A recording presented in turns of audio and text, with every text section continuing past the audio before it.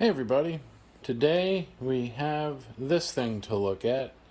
It is a plastic tube that says fragile and in launcher and Sonobuoy.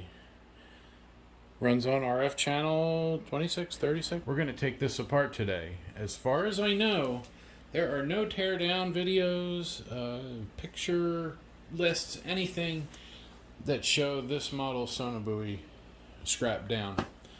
There was a really awesome seller on eBay, Washington Surplus, WA Surplus. I'll put a card or something on the screen before this falls over. Stay. So I'll put something up here, there. But definitely check out Washington Surplus. The guy's got a bunch of cool stuff. He's got a bunch of these. So if you want one to tear down to use some of the bits out of for some of your own projects, again, I'll put a link in the description. So without further ado, let's start taking it apart. So the first thing we got to do is take the cover off. This is the shipping tube. You can see there was tape on this at one point. You can see it's got these so they can lock them all together in a stack. These containers, I hear people using them for, storing stuff underground or just protecting things. It's got a foam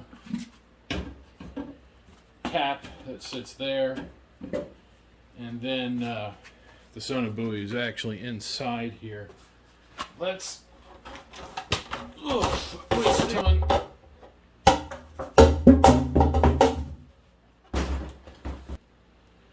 Actually, out of its tube, out of its storage tube. There's the storage tube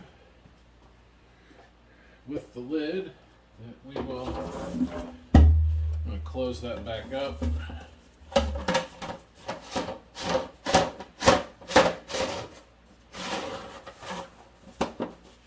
Set that out of the way, because that is what we're interested in. Alright, so here's the actual launch tube. This is many pieces. This clear plastic housing. This is actually the part that is the launch device. If you guys can see that sticker here, it's lot number 68. You have to make sure that those ports, actually I poked holes in those, that was me, but they don't want you to stand too much on these ends because the bottom end here, this is a twist lock setup that locks into the launcher. The launcher uses air, high pressure air, to actually just blow the thing out. So you'd put it in and either lock it in here or lock it in on those threads. See if you can see those threads a little better.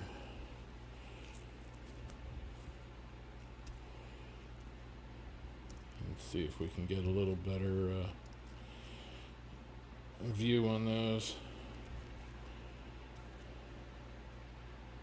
Not bad. So this thing's built really well. You can see this thing's about 3 feet long. In fact, let's find out exactly how long it is. So the launch tube is 39 1/4. That's with it closed up, with a diameter of 5 1/4, 5 3/8. About that. The end that we want to get into is right here. That's what we have to remove, is this cap right there to really start getting inside. And then here's the model number listing, Q53A, series 26, I guess. I'm not really sure what that means, but it is not well documented on the internet. I see the 53B, but not the 53A. So hopefully we'll be able to take this apart and offer some insight to anybody else that has one of these. There are no explosive charges in this, but there are some spring-loaded charges, so we're going to have to be kind of careful taking it apart. I've got a precision persuading device. I have a high-tech gripping device. And I think I have a pipe wrench and a jackhammer around somewhere. You can kind of see these two tabs are bent because at one point I tried to just see if I could pop it open. To me it looks like it twists and then pops out. You can see that notch here. You can see right there that should just twist, and there's a little finger or thingy that should release once we turn it. So let me see if I can get a good position on this, and maybe we can try and turn that cap. I have some lubricant down here if I got to get it in there to try to get that open. So let's see. Just want it to turn. Let's just see if maybe. See, it doesn't want to spin. Let's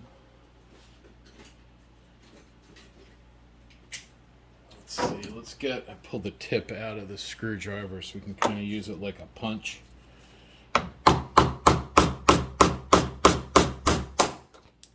Well, that's one way not to do it. I'm probably just going to have to pry this out. See, I think that O-ring in there is just locked and not going to let this thing turn very easily. Let's see if we can maybe break the seal. Just go around like that. Because now I see the shell moving a little.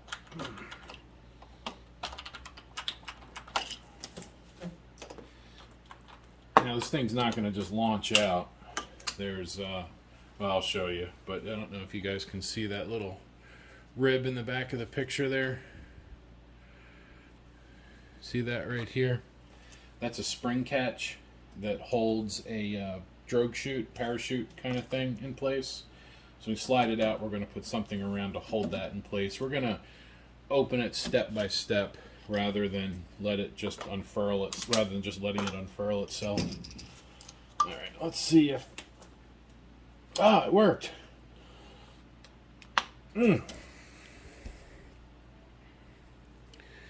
So I went around and just, these little notches, and now you can see that tab? Let's go slow. All right. Shipping cap is off.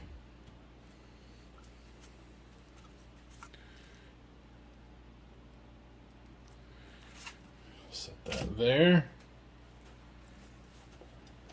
Let's roll that so you guys can see it.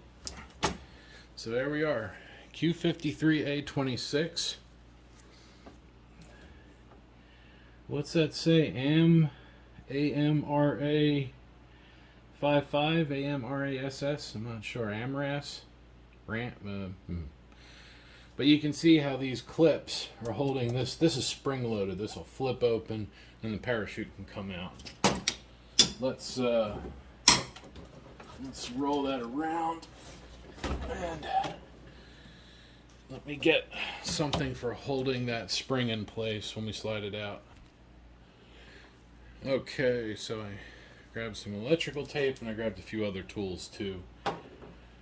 Let's see, maybe I can push it from here.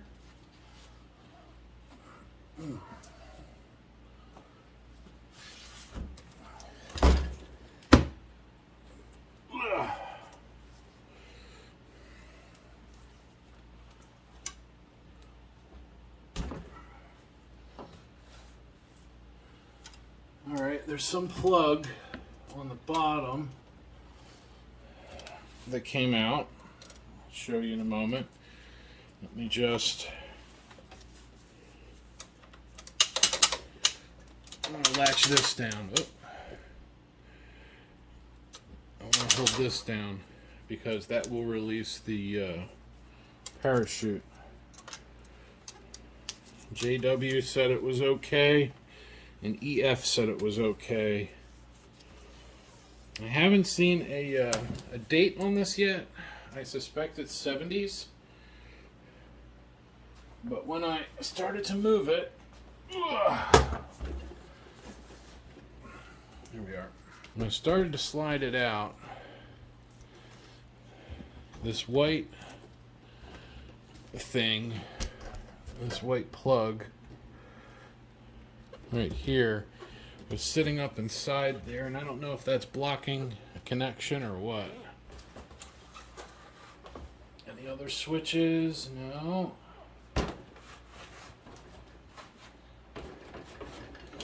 Because I think there is a CO2 canister in here. Let's get that plug out. Get a piece of 1/2 inch PEX pipe. See if we can get that all the way out. That pipe's too thin. Something a little thicker. In the middle.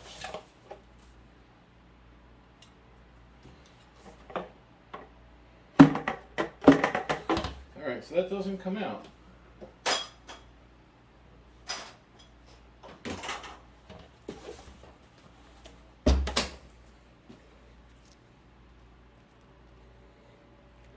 So that's the bottom. Let's see if we can get that out. I have a feeling this is like the launch piston. You can see it's very well sealed in there. There we go. This is like the launch cap.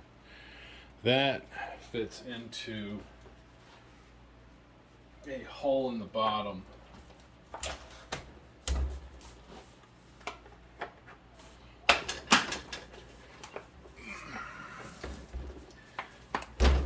Fits in the back here.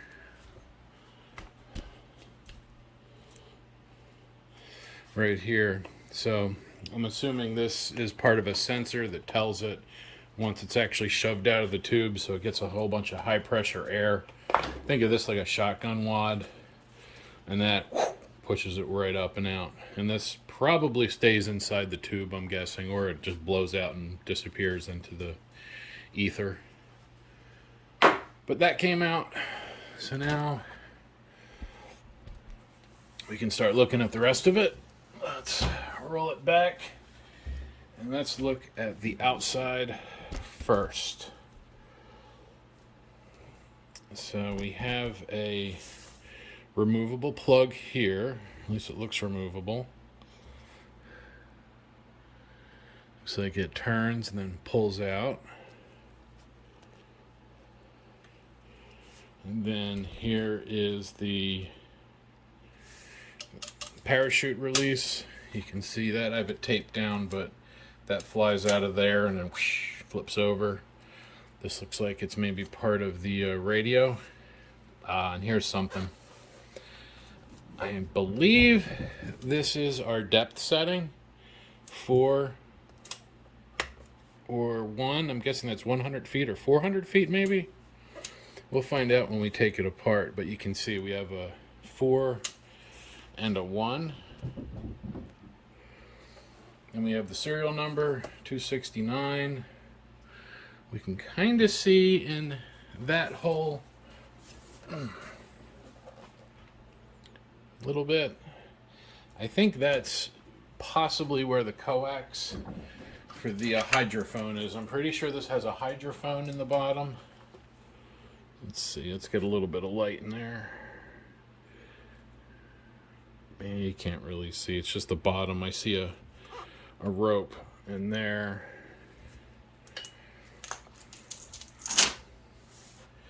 Well, the only thing we can do now to move forward is to remove the top. Let's get that open. It's Get you guys in a good spot so you can see well.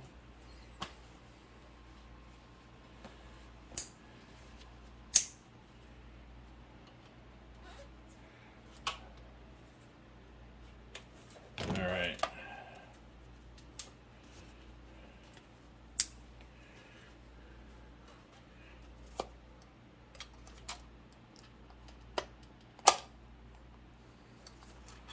All right. So that's how that comes open. So it would come out, the slipstream of the wind would just start yanking on that, and then whoosh, there's our parachute. There's the cover. Here, I'm just going to set parachute right here and the cover right there. That way we can get a good look at it. Let's get our precision persuasion device out of the way.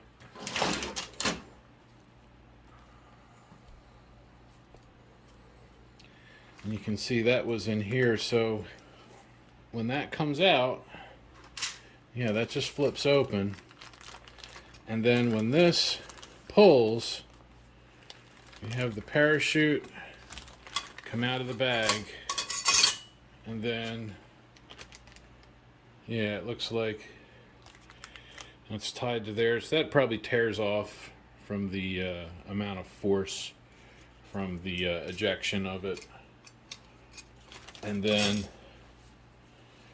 we have the parachute here. And the parachute's a pretty basic. It's more of a, I guess I would call it a drogue chute than a parachute. This isn't going to really slow down anything too much, or it's not going to, you know, make the entry much slower, but it will give it a direction. It'll billow out, and then it'll allow the sonobuoy to orient itself to land on the ground. So then it looks like the parachute is latched in here to these. We have some straps on both sides, yep. And that, oh, a piece of cardboard. I'm not packing this back in, by the way, so this is just coming apart once. So let's see, so we have this metal plate on top that's holding it.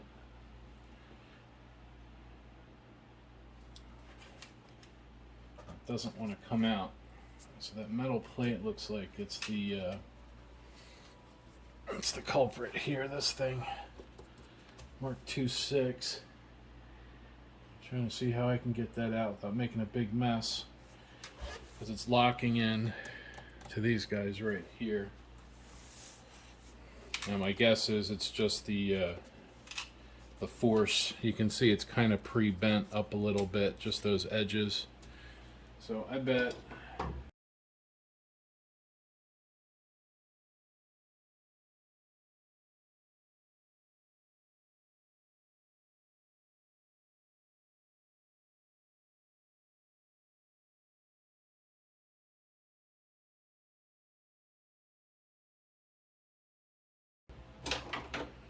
let's see if the thing I'm trying not to do is I'm trying not to activate it.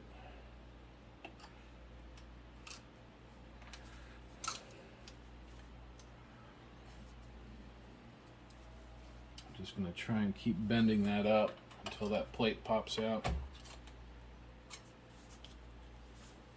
See, those are loosening up. As I bend it, you can see that's going in.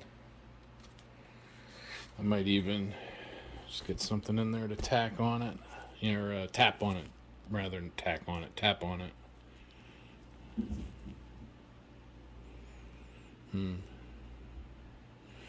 Yeah, let's see. Get a little more bendy.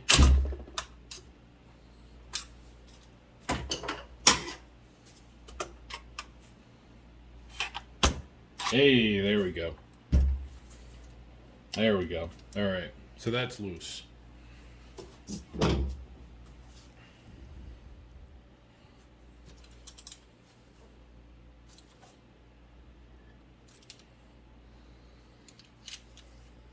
The other side too. Yeah. Once I get it out far enough, I'll be able to get that plate out of the way.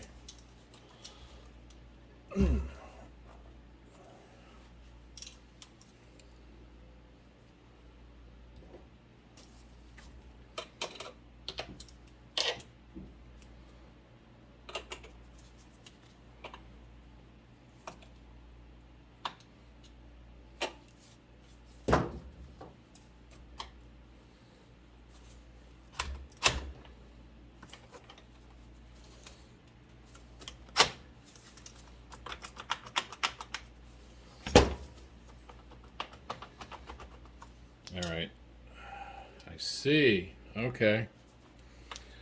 So once it comes back far enough, it releases the parachute. I wonder how it does that. How it knows to do that. I see the way this goes in on itself. Does that do it?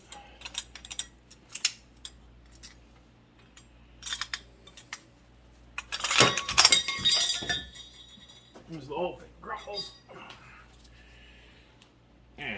Alright, so that's the locking plate.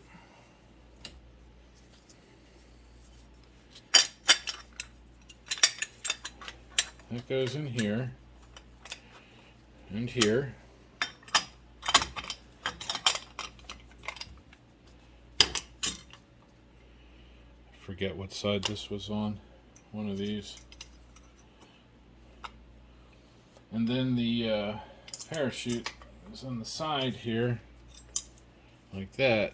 So at some point, it's going to pull it out, and then that'll pivot in and let that plate come out, and that releases everything. So let's set this.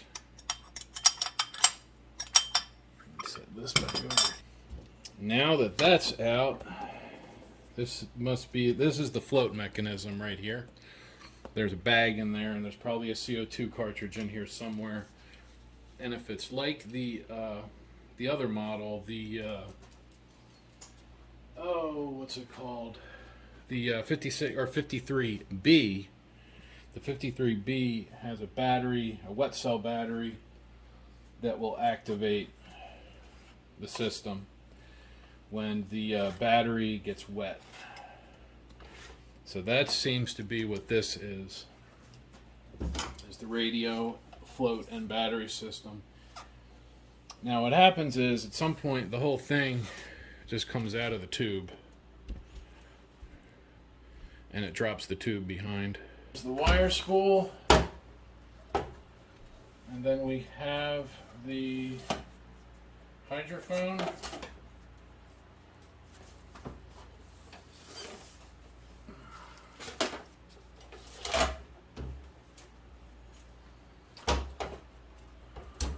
Something else? Is that the hydrophone? Wow.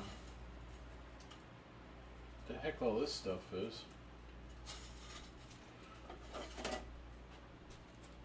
Alright, let's see if I can. Am I still in frame? Just about. Okay, we have a weight.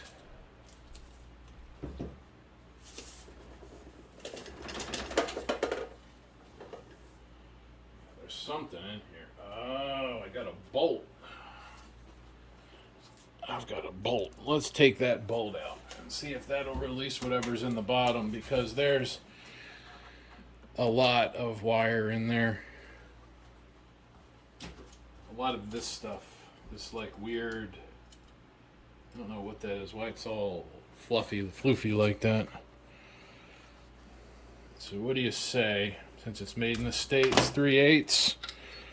No, 7/16 maybe. I hope. Yep.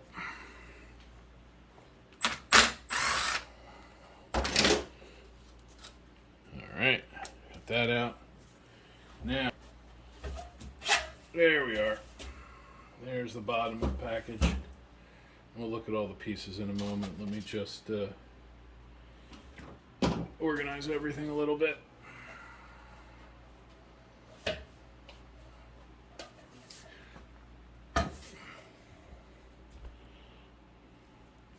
Here we are. There's the inside of the Sonobuoy tube. It's got some plastic on the outside to help things slide. Might be Teflon, PTFE. And then it's got a nice heavy weighted bottom. So I'm going to set that out of the way. And now let's look at the electronics package. Let's see what we got going on here. So that was the bottom.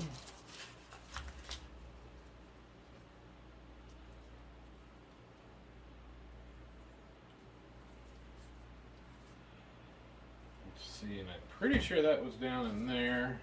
That went on there. And this was sitting here. You got a little weighted bag. So this is the bottom piece. This seems like it was in here with all of this weird wire. It was all in here. I don't understand why it's all loose like that. Maybe it helps fish not see it, maybe? I don't know. I don't know what the point of having... If anybody knows why this wire is all feathered like this, let me know, because I sure as heck don't know why. And then that goes over to this thing. That might be the hydrophone also. It's hard to say. I see what might be some actuators on top. But I think this is the actual... I don't know. We're going to open it up more. But let's get it all laid out. We just got some plastic and stuff for the inside. Then all of these little pieces of paper are wrapped around this at certain distances. Oh, wait a minute. This was on here. Okay. So that's probably to help it spool out. Let's get that out. This just feels like a bag of lead shot. Yeah, I think that's just a weight, a bag of lead shot. And this used to...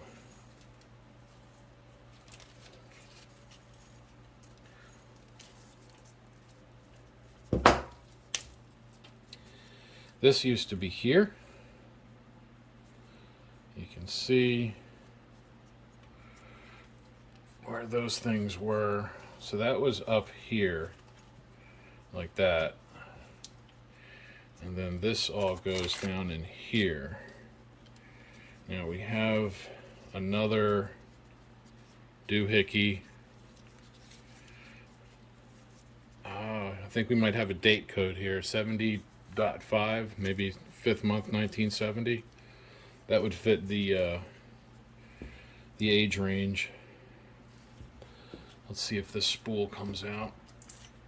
Okay, so you got rubber. Okay, so this is really just a spool.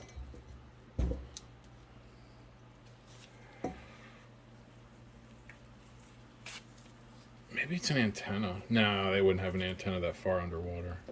This has got to be for whatever this thing is. Temperature sensor, maybe. This isn't going to have the level of diagnostics that the later models would have. So let's see. I'm going to try and line it all up here. And then this is just an empty tube. This probably just falls away. So we'll set that back out of the way too. So let's set that here. This looks like it's the bottom. Like I said, that just feels like a bag of lead shot. We'll open that up. So we'll set that there. This here. Now let's move up to the next device, which I assume something we have to be careful with because I see spring-loaded actuators.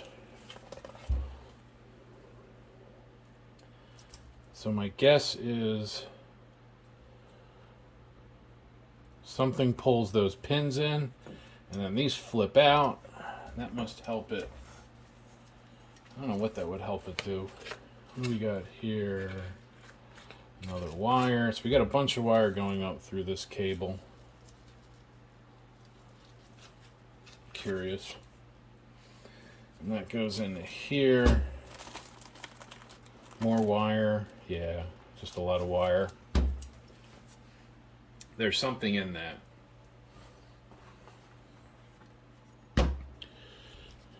There's something in this.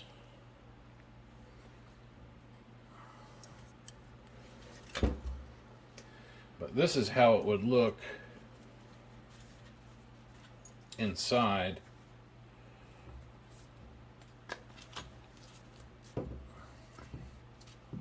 Basically like this with, you know, that on the inside.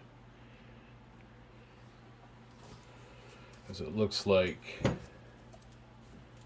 this thing, whatever this is, 3-053, we'll figure it out. We're going to dig all in. Let's see, then that would have been in there. So it would have been like that.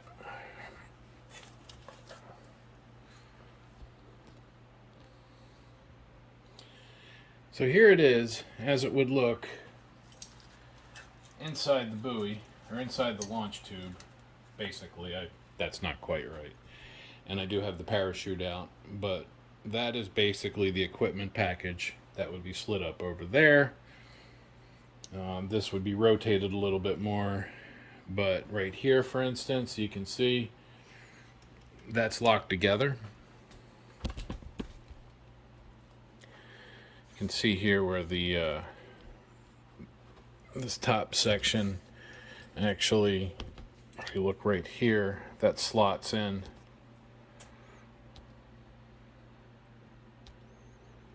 And then here's a ton of coax, very thin coax.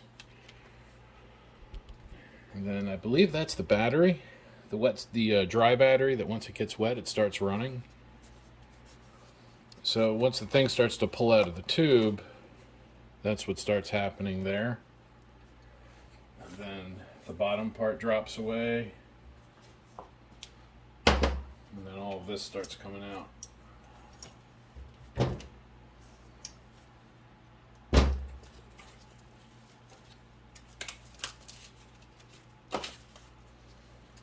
see, we have a string, and we have another piece of coax going into there. These things will fly apart if we need them to, but not yet. These look like they might be some type of, I don't know, like they kind of cause it to drag.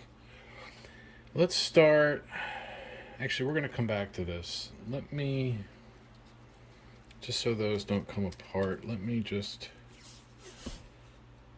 tape that. You have to be careful because this thing's, you know, it's meant to be autonomous and just kind of run on its own. So if I open or unlatch certain things, it could cause other things to happen in a way that I'm not prepared for. I don't think anybody's taken one of these apart on the internet yet, or at least they haven't shared it if they did. So I'm going to start. I'm going to roll the wire package back. The whatever this thing is, put all that stuff in the back. Let's start here with the radio and float assembly. So I believe the top part has the radio inside that plastic. Inside here is the float. This thing, I'm almost positive that's the dry battery that once it gets wet, it starts making power. Let's see about taking that plug out. Let's see if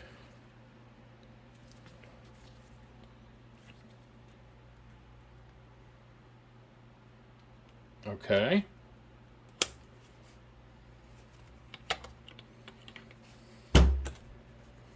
Ah, we have some jumpers. These are probably programming jumpers. we're going to leave those alone and not touch anything until I get the battery disconnected. So let's see here. Let me get another. Let's find the right size. All right, I think, what do we got here? 1/4 inch. Yeah.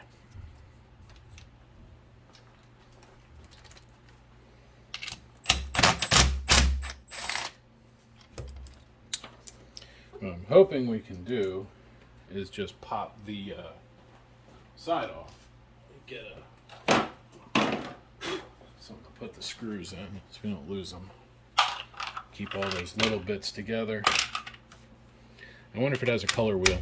Just kidding. Alright, so that's off and that's off. So this, yep, alright, that safely comes off. Spartan Electronics, got a big old rubber band. Yeah, there's no, I'm still trying to find like a solid date code. I still don't see anything. It's alright though. Let's go to the other side. We'll do the same thing. That controls something.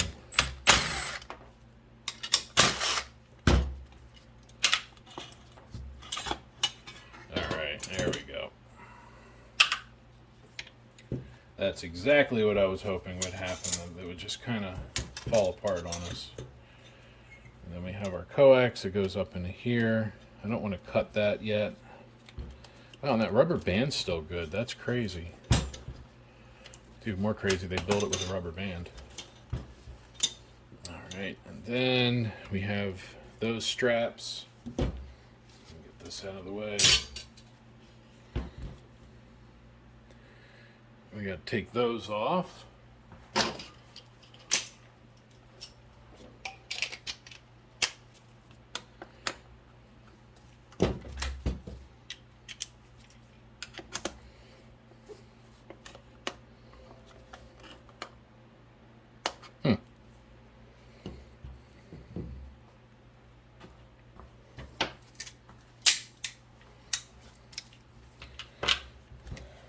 Wonder if this side's a little easier to get to.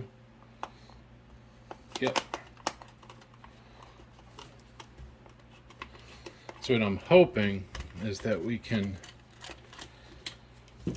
power this all up after I render it safe. Render the CO2 inflator for the float safe. I think that'll happen once I get the battery out. There's actually some electronics too, I think, that we want to disable. Alright, there's one bracket.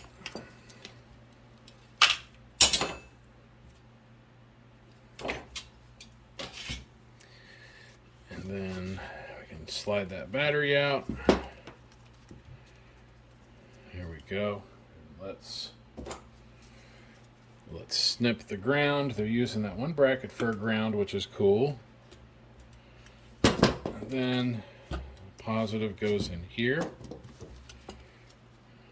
Actually, I'm just gonna leave that positive for the moment. Let's get that last fastener out. So now, even if the battery got wet and started generating power, it wouldn't do anything because we have the ground cut. Take that bracket out of the way, set that with the rest of the metal. So this is a dry cell or a water battery, I guess you could call it. Water goes in through that hole, and you can see all those plates. There's a hole there. So once this fills up with water, that turns it on and it starts generating electricity. Without any water, that battery just sits. I don't know how long they stay good for. I think we'll probably try it. I'll get a little tub or something, bin, and then fill it with water, and we'll drop it in and see what kind of voltage we get out of it. Let's see. What's next? That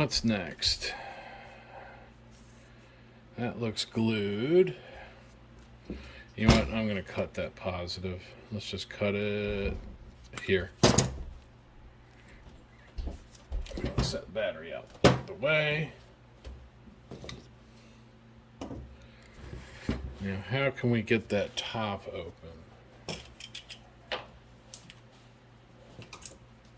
Let's see what happens here. Feels kind of loose. Okay. Feels like there's an O-ring. Yep. Well, not an O-ring. Oh, yeah, there's an O-ring. There it is. And there is our CO2. So that is what would inflate this on top. Just fills that whole cavity up, I guess, and just fills them up. So let's get those out immediately. We're just going to take the cartridges themselves out.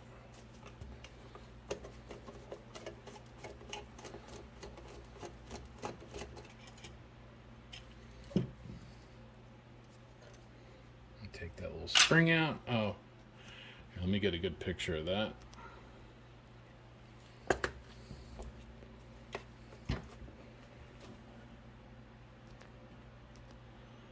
Because there's an antenna in here.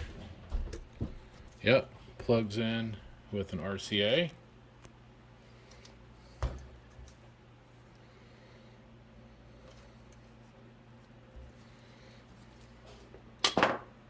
Alright, there's one.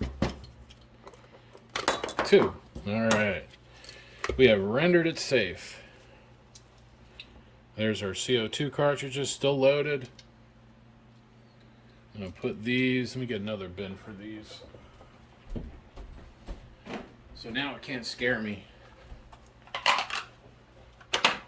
Because I believe it's fired electrically. I see a wire going up into here, and it looks like a resistor. They probably burned the resistor open. And then that, yep. And that causes these pins right there. There's that one. Pardon me, and that one. They'll shoot forward and activate it. Now, can I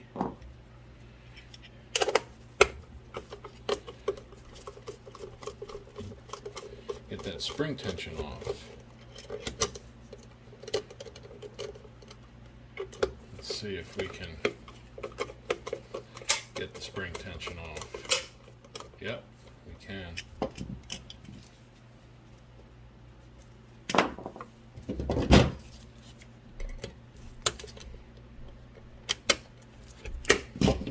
There we are.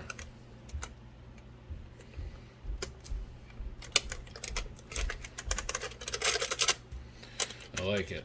So now let's look at how that mechanism works now that it can't squirt us or poke us.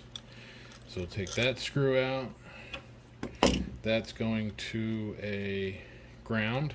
You can see that wire there, and it goes to the back of that plug, and that wire goes into the front of that plug. I'm pretty sure when I take this screw out, we're going to see we're going to see a very low value resistor. And if we can't see it, then I'll measure it with the meter and we'll see. But what I suspect they're doing is the resistor is a mechanical connection, and then when they blow the resistor, it'll open up and trip this, and then, yep, that would make these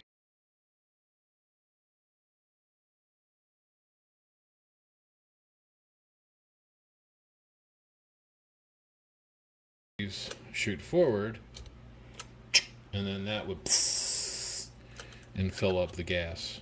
So that's the firing pin, I guess you could call it. Let's see, we got a little bit of glue holding it. There we are. So this mechanism here, that's our trigger. So when power goes through that, it trips it. So let's see, it was like that.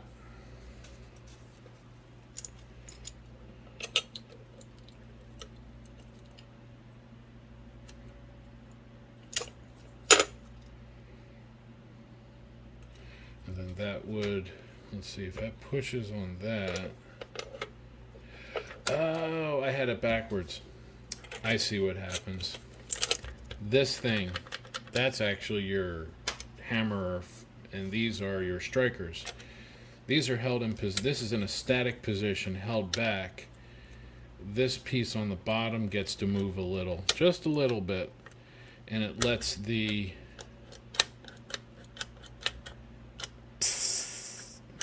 because it has the spring pushing on it. So I was trying to figure out how that would make it go. Let's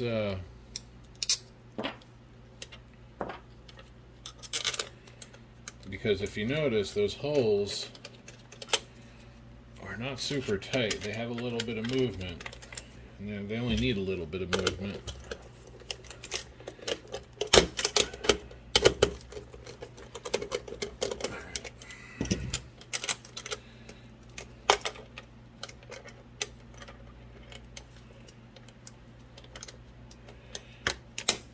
All right, like that.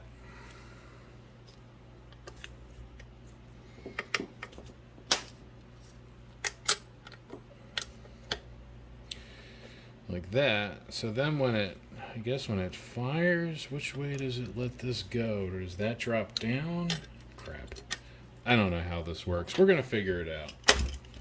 But let's get it apart more, and then we'll figure out how all this stuff works. Like, I kind of got an idea.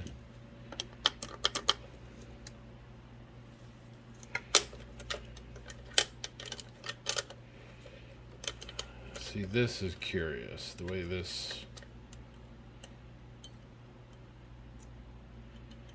the way that moves. That has to have something to do with it.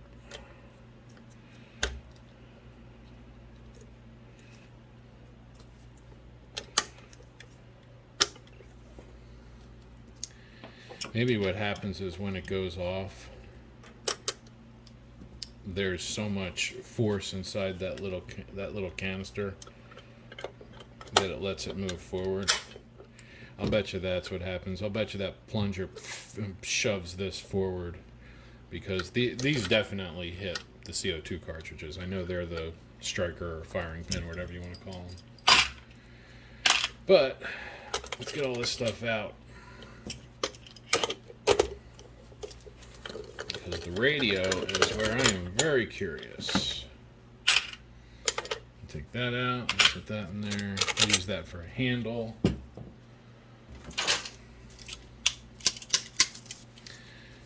Let's see. There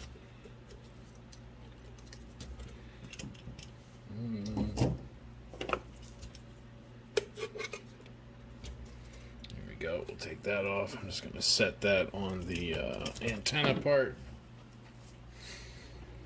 Let's see. Yep. There we go.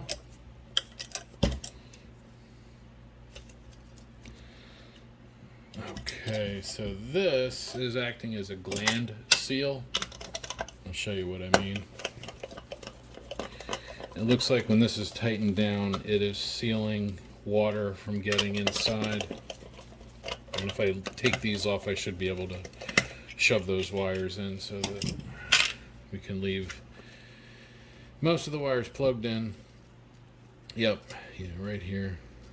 So these should now,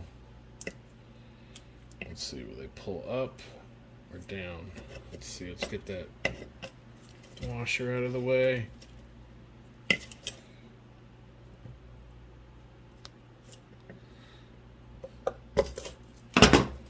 Yep. All right, so they're plugs, but these should pull in now. I shouldn't have to worry.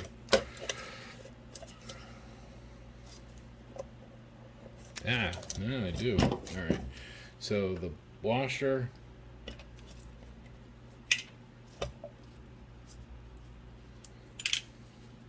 There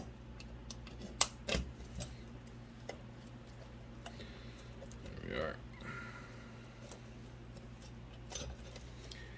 Then I'll be able to pull the radio out the rest of the way, or the electronics package, as we'll call it.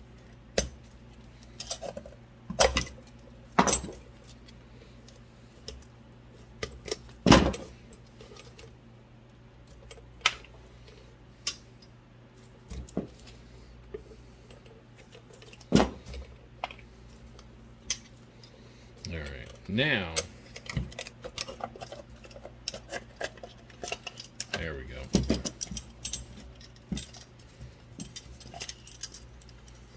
We have a little vent.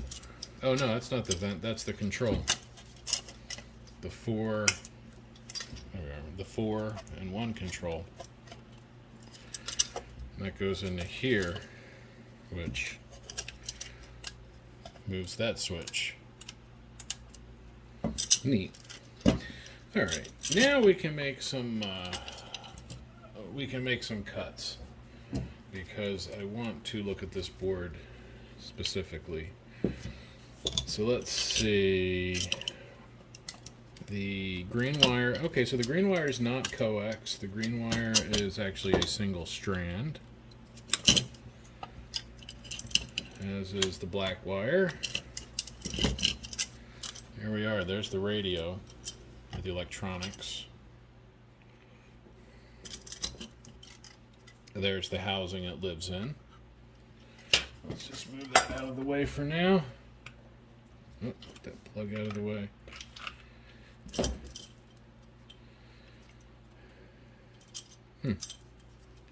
Just snug these down so they're not wobbling everywhere.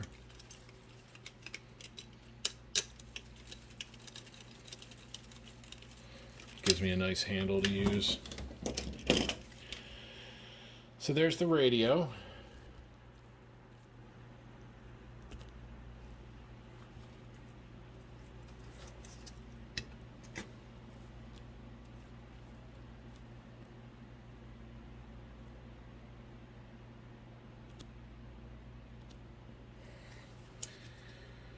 We have a couple ICs, 7906, 79, is that what that says? This might be 1979. I see a 7906 on that one chip.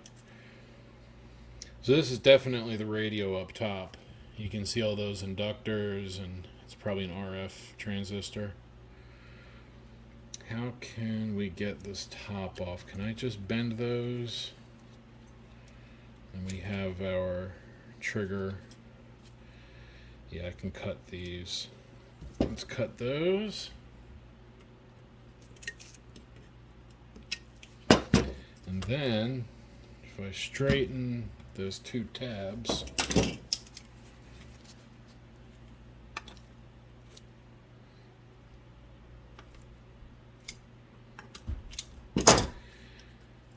and then pull those little board spacers, we should be able to, yep.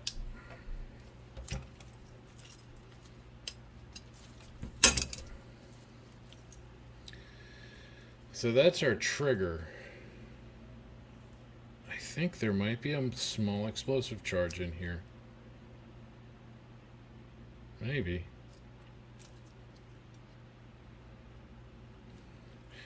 We'll investigate this separately. For now, I'm going to wrap it up and put it with the CO2 cartridges. Put this stuff, the little bits, I'm going to set that over there. Here's the radio.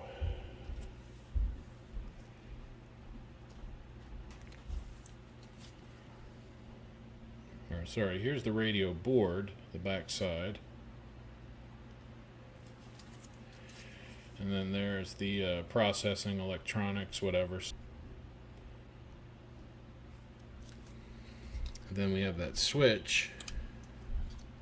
I wish you could feel that. It's got a really nice detent for being a mechanical switch like that. And I'll bet you that's gold.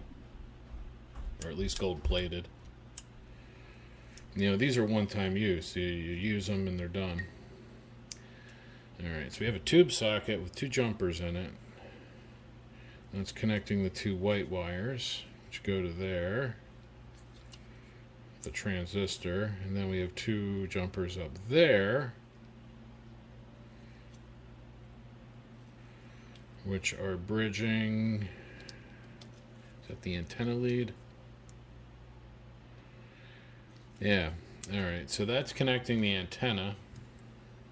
It goes right up to that center of the RCA, and then it goes out to here, which goes through that output stuff there, and these all must be for setting the tuning. And then we have a couple through wires to connect it all. We have an MC 1793.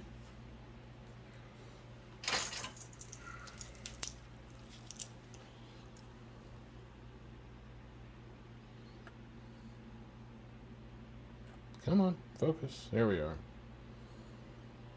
MC 1723CP. Let's see if we can get a better view.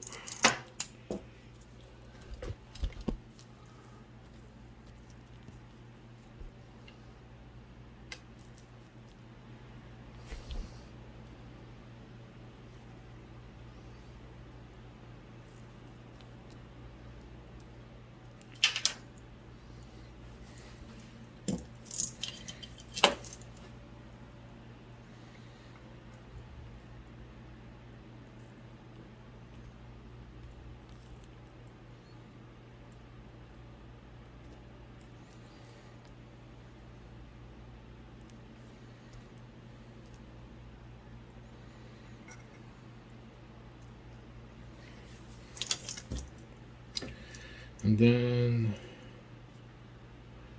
a UA, what is it, UA 741.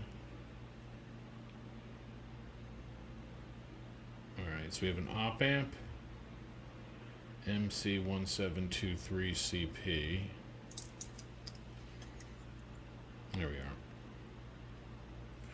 And then the other side, the other chip is a out of frame chip. Come on. There we are. SCL 4060BE 7911. So this thing's from 1979, or at least the board was made in 1979. So it's 42 years old? 42 years old. Wow. Not many things 42 years old and older and this good a shape. Alright, so I paused real quick to double check a few things. So the MC1723CP is a voltage regulator. And then the SCL 4060 is actually a binary counter. That's probably used for the depth. That's probably what this switch is setting, because it looks like the contacts are going to that chip. So that probably sets the depth, tells it when to stop spooling. And then the voltage regulator obviously regulates voltage, and then the op amp is, what is the op amp doing? Probably sending the signal up to the radio, is my guess. We'll dig in a little deeper just to make sure, but that's what it seems like. So I'm not going to take the radio any further apart than this, because I do want to try and apply power to it. So let's set the radio off to the side and move to the next area. Alright, next thing is the antenna. Let's look at the antenna and maybe even the float. I don't know. Kind of curious about the float. Curious about the float and the parachute. I kind of want to use the parachute in a rocket, model rocket. So I'll pop this out. Come on, little plate. Okay, so antenna is inside the float. Alright, well that makes sense. So there's the float assembly down in there. We're just going to leave this like that. Put one screw back in just to kind of keep it all from falling apart on us and getting everywhere. I'm glad those CO2 canisters were easy to remove though. Alright, so we'll set that over there. Put the radio with it. So what's next? Next we have the spooler, I guess we could call it, or the, I don't know. Yeah, I guess the spool. There's the spool. This seems to hold all the wire. All that wire, all this wire. Oh. Well, that's kind of cool.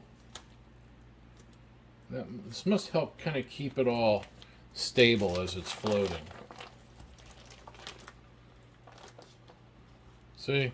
It's got like that with that, and then this thing hangs below it. It must be for controlling how it floats in the water. Because I still don't know what this actually senses. If it's temperature, if it's sound, what. I kind of think it might be temperature. But let's pop this apart.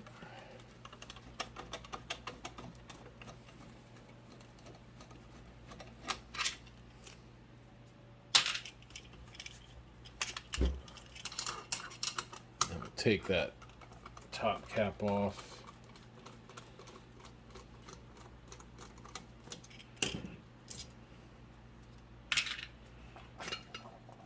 So we'll take that off.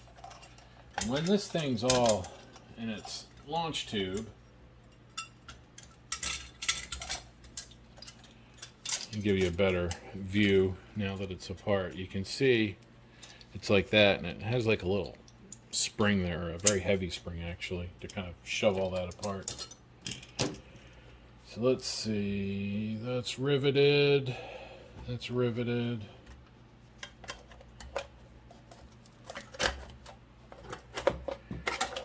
There we go.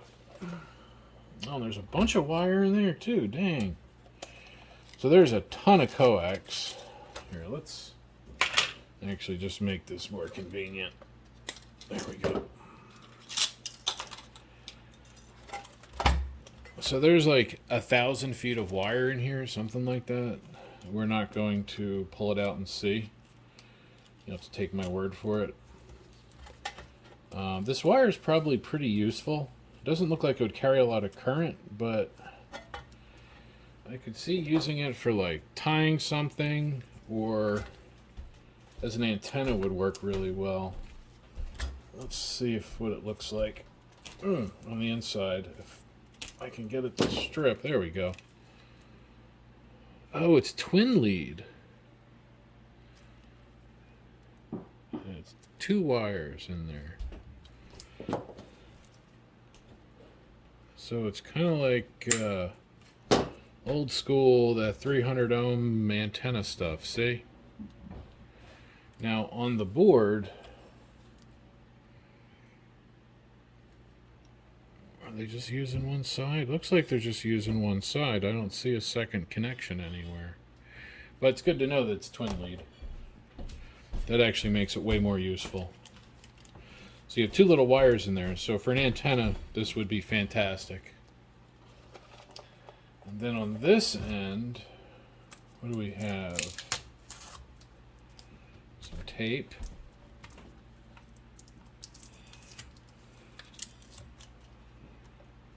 We have a splice of sorts, heavy-duty splice.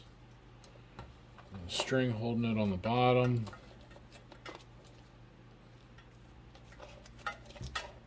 Holding pretty well, so that's probably supposed to be there. And then in here, this black container, we have this. It's like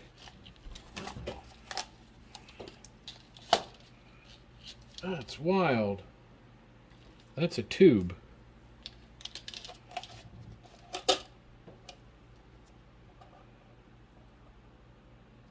Okay.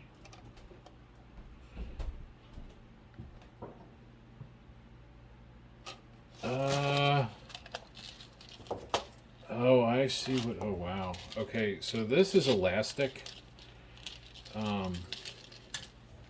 I thought it was like a tubing for pressure or something, but I literally think it's just stretchy latex tubing, and then the black wire that's spliced to the green wire is wrapped around it like a spring. So that is so that all of this can spool out See? And I suspect this may drop off. Maybe. I don't know.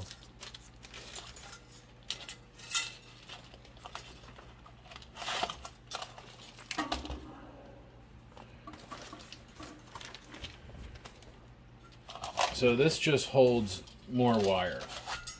Yeah, I'll just do it like this. Just have more wire in here, just all sorts of wire.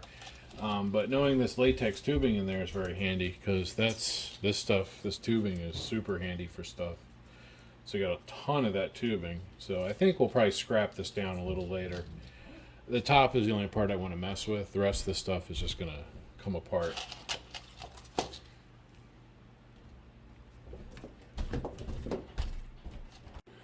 Alright, so I actually had to take a little break. I needed to get something to eat. But I thought, let's make sure we really go over this part carefully so that we know, you know, what all the pieces are doing here, at least the best of our ability to tell. I'm still trying to figure out how it knows how deep it's going to drop. I don't see anything that can stop spooling.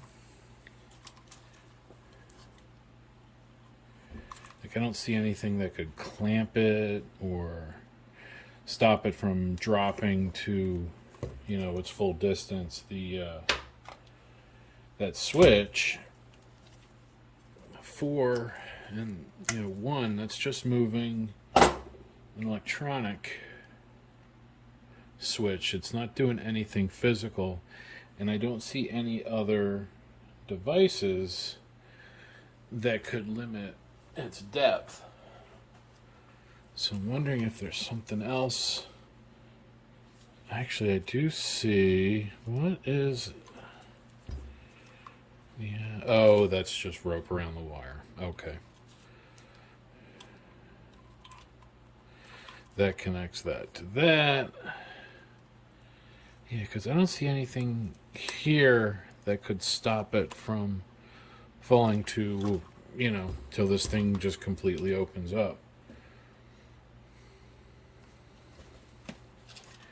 We have this, you know, that rubber shock cord with the wire wrapped around it. This stuff. It's quite a bit. I was trying to figure out how much was in here. But it's this whole cup is full.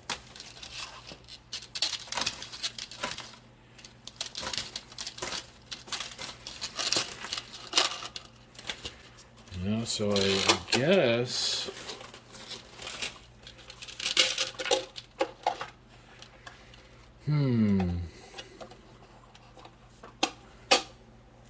so it's something like this once that drops out, but I can't see how. Maybe maybe this falls to the bottom.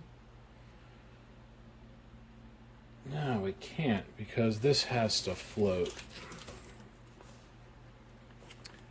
Unless this fills up with water.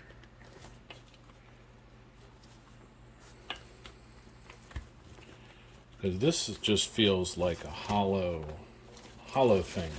Here's the order.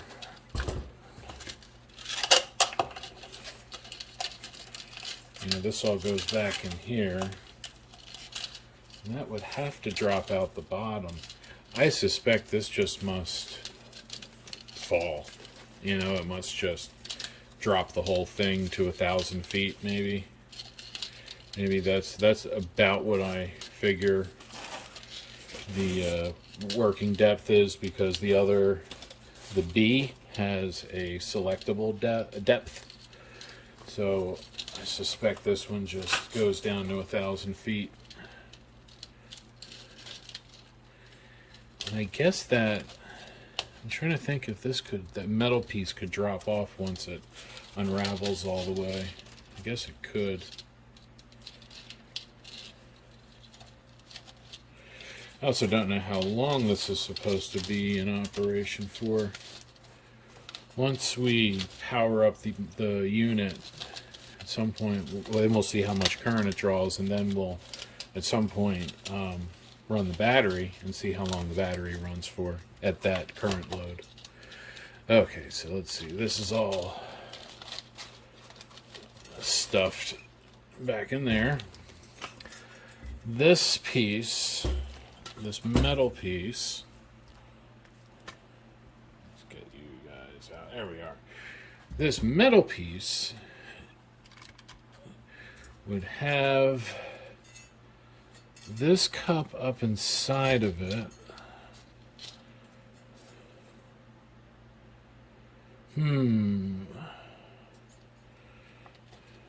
That would all, but that might float. That might float with, you know, the it may all stay together enough to float. With the size of the come on, brain. With the size of the flotation device in there and those CO2 cartridges, I suspect this whole thing just stretches out in a string. This is suspended in the middle. You know, nothing too crazy. Let's see if we can get this apart. I'm curious about this thing. It feels like it's just kind of a sail of sorts, but it has this... I wonder if that fills up with water. It has this, like, it has a rib. Yeah, let's get this apart so we can look at it. I'm trying to see if there's any other mechanisms. Okay, so they're using... Come on.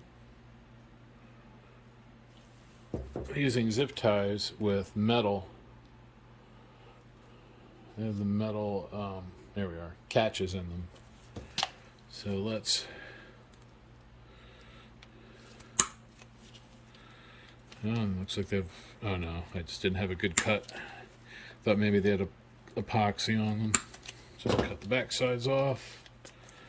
Then we should be able to pop those free.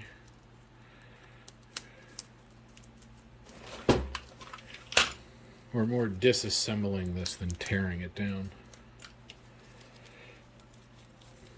Okay.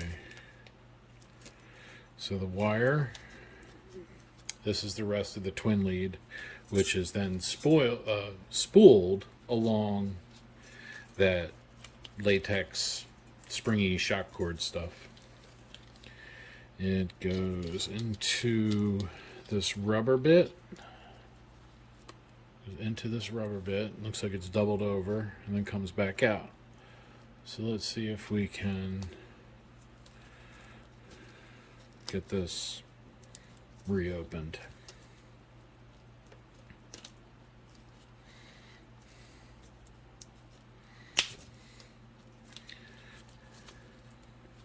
Yep. So this was like this. Was like that. Oh, come on. There we are. It was folded over, and then it had that rubber piece holding it all. So now I can take that shock cord out because this is a good thing. This is a useful material. This thing's gonna be mostly a successful use of materials. Okay, so this does have like a pocket. Maybe that does fill with water. I can't see it filling with CO2 at all. There's no way they're connected. So I would think it would just, when it's in the water, it would fill with water. Especially as it pulls it. So maybe. And it's probably just to give it some sort of drag, straight drag in the water. Let's see this side. Yeah, that's affixed down there pretty thoroughly too. It's just the construction methods are just different, So then we go to that webbing stuff. Man, let's see, where's a good place I can trim that? I kind of want to cut this wire out. Let's see, is that through there? Through here, through there. really at an end. So we're just going to leave this together for now, and as I get through it, then wherever it terminates inside that thing, I'll disconnect it. So again, the wire goes down through this bag.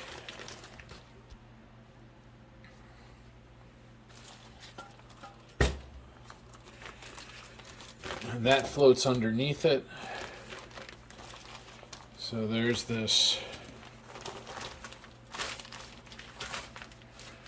that thing, and then the plate. And this is actually 2 layers with a hoop. It was all twisted up, and then when it popped, came out, like your those hampers do, or those light reflector panels.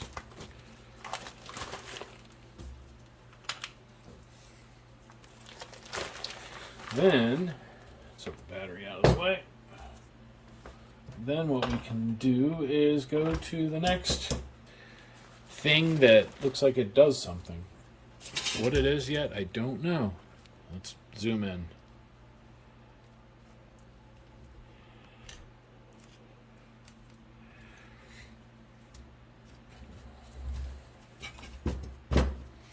Alright, so then that all goes down to this thing, and it has something right there. It almost looks like a pressure fitting, a fitting that's sealed.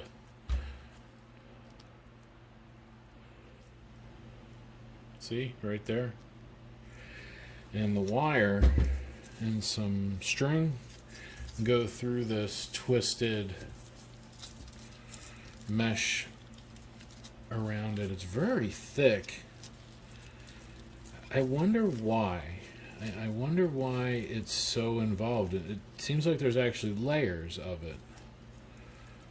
Abrasion, maybe? But wouldn't there be a better... I don't know. It's just... The construction methods are very curious. I don't know much about the specifics of government contract assembly methods, but they're definitely different. So, anyway, the wire comes down and finally comes out right here into that boot and then into that fitting. And it looks like those 2 screws hold the plate. Oh, there's a 3rd screw. And then those screws also go through that black bracket. Now these wings on the side are spring-loaded. There's this plastic, which this may dissolve in water. It kind of feels like... I don't know, it feels just very soft, like it was very easy to pull on. So it's either made to break away from the drag of the water, or more likely, I bet it dissolves in water and then pulls apart. So I have some electrical tape around it right now because I wasn't sure if allowing these to flip out would cause me trouble somewhere else in the disassembly. So I taped it for now. But I think we should try and take it apart from the top end where the wire comes in, because again, I want to disconnect the wire if I can. Now it kind of looks like the wire goes through because there's a wire here too. It seems like it's the same flat kind of wire, and then it goes into that feathered coating stuff. It must be for keeping it all straight. Gives it all the same amount of drag, maybe. I don't know. If there's any marine engineers that can shed some light on that for me, please let me know. But let's disconnect this first.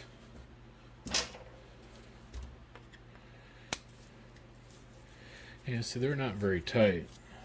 That just came right out.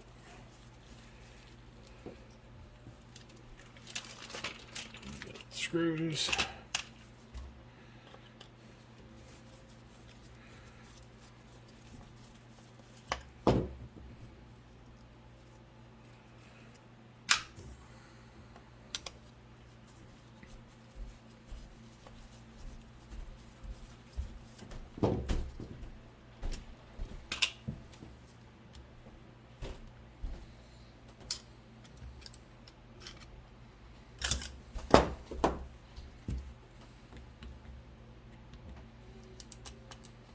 Okay, there's like some Loctite.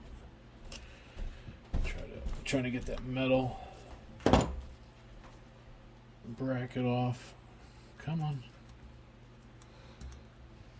Yeah, that's got something wrapped around. Okay. Oh, curious. We have a connector. Okay, we have a 4-pin connector. Oh wow, that's some engineering. That's pretty cool. Let's see if I can pop that out. That's just glued, I think. See that little pin? Well, I guess it really doesn't matter because I accomplished what I set out to do, which was to separate the wires so that I can kind of compartmentalize the rest of it. And then when I'm finished, I'm going to lay it all out, maybe on the floor, and then we'll look at everything at once. But now I can at least get the bag and all that stuff out of the way, because I think down here, the rest of it is all the sensors. So if we look here, we see a hole. And if I shine a light in there, I see a circuit board. See that? I'm also looking to see if I see any other CO2 cartridges, which I don't yet. Guess we could de-spring those if we wanted.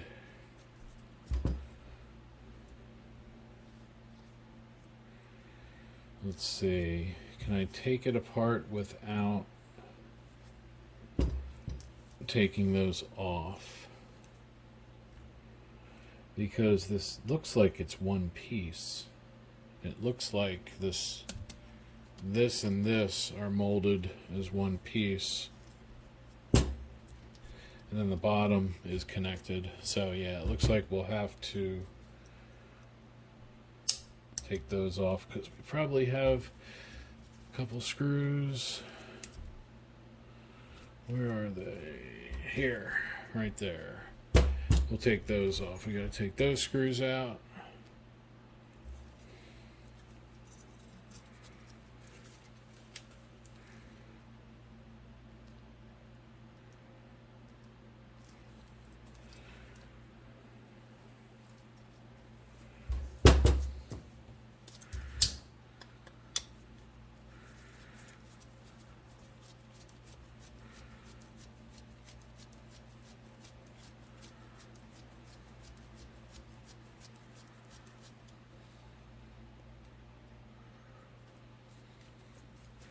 Yeah, these are not very tight. They're more or less snug.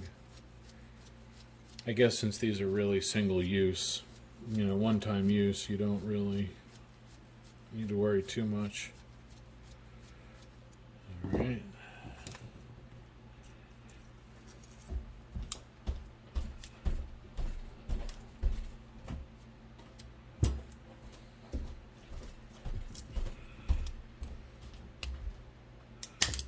Oop, don't want to do that. Don't want to break it. That should just pop out, I thought. The other one popped out.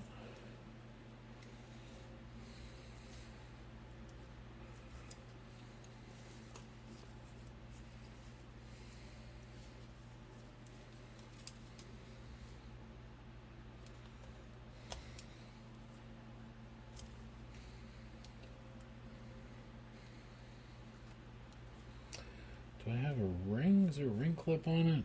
What are those?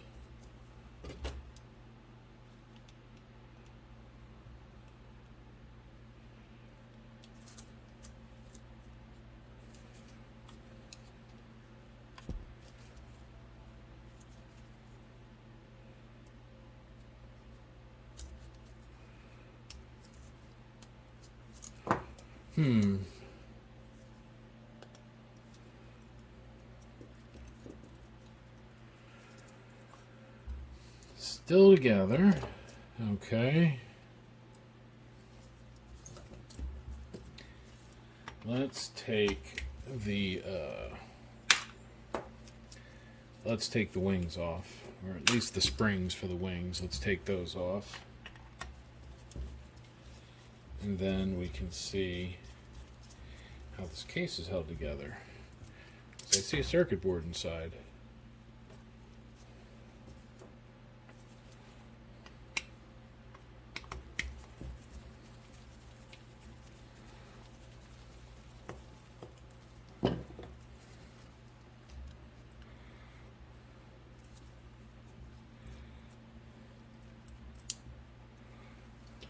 Oops. Yeah, all right.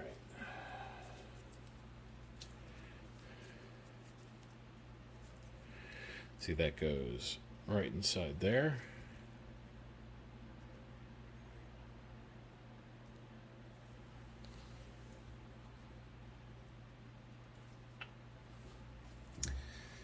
Now I think we can take those off. Let's take my safety tape off, my anti-spring tape.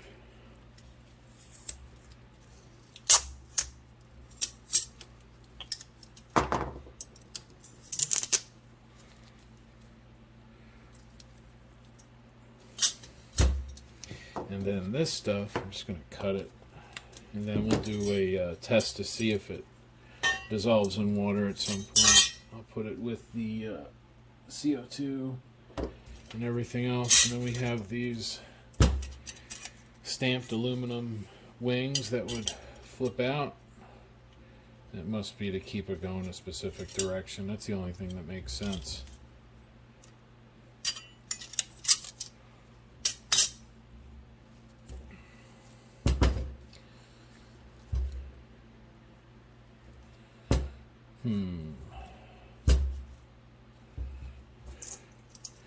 I think the bottom comes off.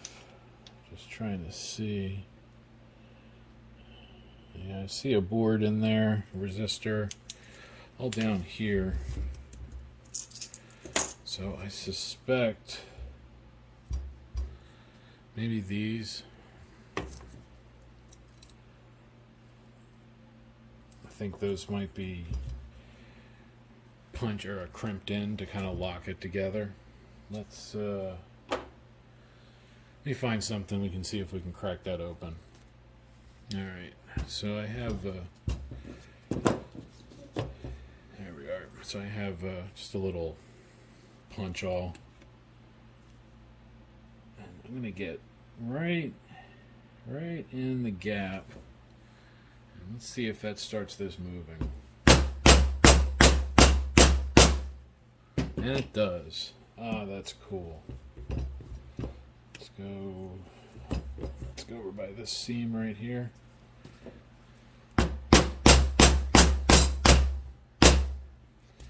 Yep, I like it. Let's see, I can get this in here.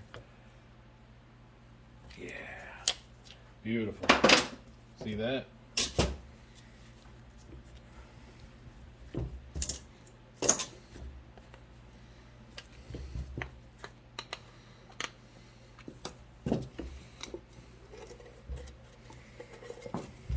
There we go. More brains. Ooh, nice. Yeah, see, it's all molded as one piece. That's a casting, or all casted as one piece. It's all casted. You know, it's poured. Anyway, so here is more brain that. Let's see if maybe we could disconnect that bottom wire. Anyway, there's more brain. You can see we have power. Oh, that's funny. They just have it like right on the leg of that capacitor. And then we have a coax line coming out and vanishing, probably going to this. There's probably a RCA type connector in there, I bet. It's going to be my guess. When we take the board off, we'll see. Unless it's just a straight gland. This might just be potted and then have the coax wire on the other side without a connector. But let's see, what do we have here chip-wise? MC1723CL. It's code 7938. So again, 1979. Oh, and here's one with the date code of 78. MC3401. Wow. So let's see, the 3401, this here is a quad op amp, which again makes me think that maybe that sensor on the end is a temperature sensor. This is also a voltage regulator, like that chip on the other board, so that kind of makes sense that you'd have a voltage regulator down here too, because with all that wire in between, there's probably going to be a need for, more regulation so they can get a good signal back up top. What is interesting though is that there's 4 wires on that plug, and 4 wires on this plug, but I thought there was only 2 wires in the green. Is there 4? Is it twin coax maybe? See, there's the end.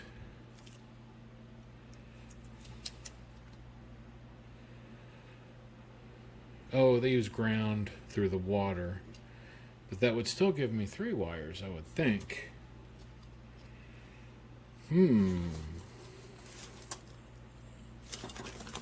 may have to look at this connection at some point. But anyway, I digress. Let me get back to the board at hand. So we have power coming down. Let's see. I'm guessing this is power, just, because it's red. I'm guessing that's ground because it is connecting to ground. The green wire goes to these capacitors, and that chip goes into the op amp. So I'm sorry, the voltage regulator. It goes into that voltage regulator too. So have to see the pinout on that. Let's see. Pull it up on the computer. 723. Where's the pinout? Here we are. So let's see, that's coming off a resistor of pin, let's see, 1, 2, 3, 1, 2, 3, 4, 7. So it's coming off of pin 12, 14, 13, 12, and 11. So 12 and 11. We have a capacitor and then the green wire. 12 and 11 are actually V in. I wonder if this board is maybe before the other board. No, that doesn't make sense because the power's going directly to that one. Alright, so green actually might be that might be power in. Or it is power in because that's what it says for the data sheet. Pins 11 and 12 are power in. Pins 1 and 2 are part of VO, as are pins 6 and 10. So 1 and 2 is out. Can't quite see that yet. We'll pull the board off, but that looks like it.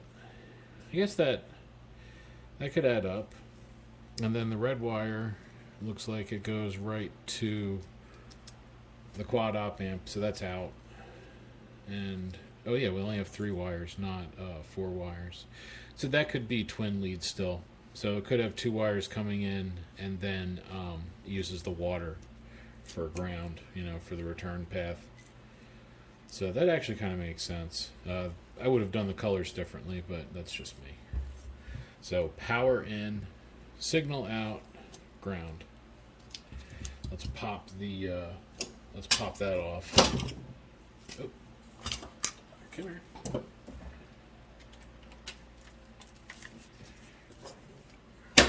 Get all this stuff out of the way.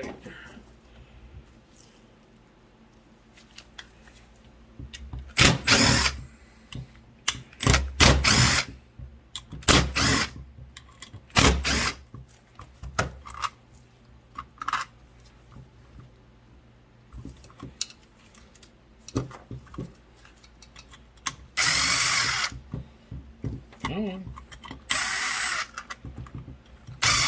There we are. There must be a nut in there because it just didn't quite want to grab. Oh, and there's little spacers. Very handmade. You can see that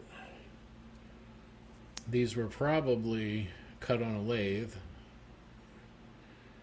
They have that, you know, from being cut off. So I doubt these are mass produced. Maybe they are, but they don't look like it. And then sure enough, we do have a connector in the bottom, another 4-pin header like the other one. So that should unplug if I give it a little help. It's kind of, there we go. Knew once I got one of them moving, it would go.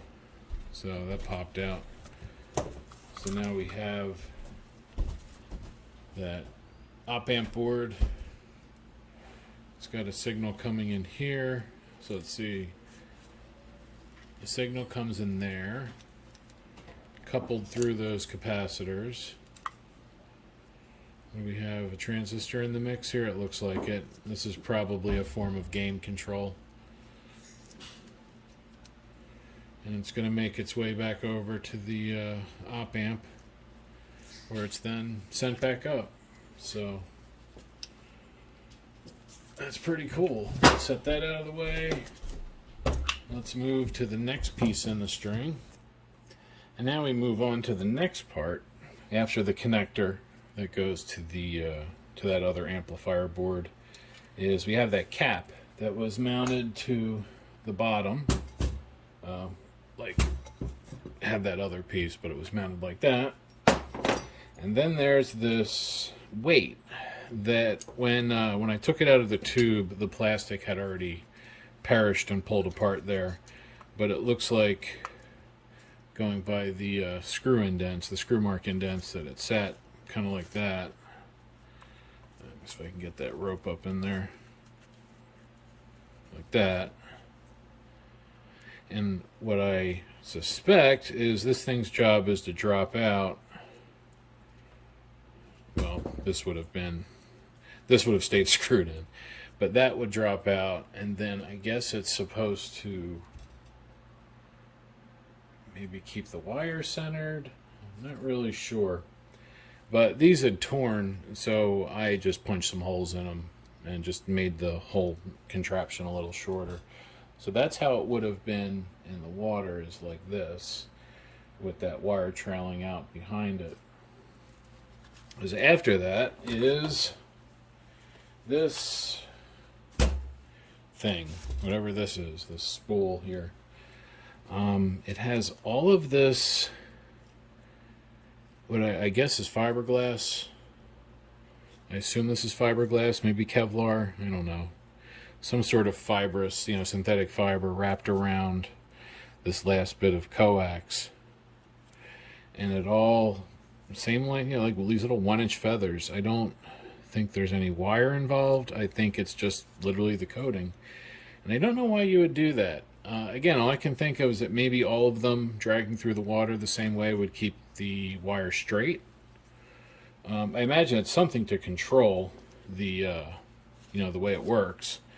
But I don't know why specifically you'd have this feathered wire. And it's wrapped around this big spindle. It does have a plate on the bottom. But inside that spindle, this all would have been like that when it was packed in the tube, and would have opened up that way, or would have opened up like that. Here, I'll give you a better idea. Let's get those, like this. So it would have been like this inside the tube, and then, like that as it came apart.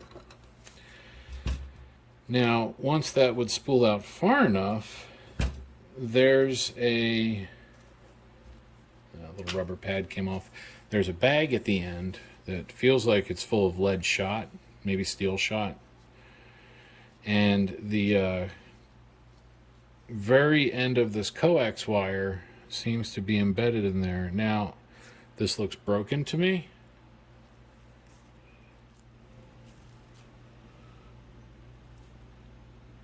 I think I just see two little wires on the end.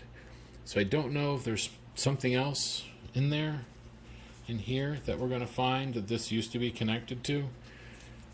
But this is what I see when I take it out. This bag with that wire going into what looks like a broken thing where I think I can see the wire ends. So I don't know. But it's coming out of the end of the spool. You can see right here, it's very, it's underneath everything, so all the rest of the wire has to come off first.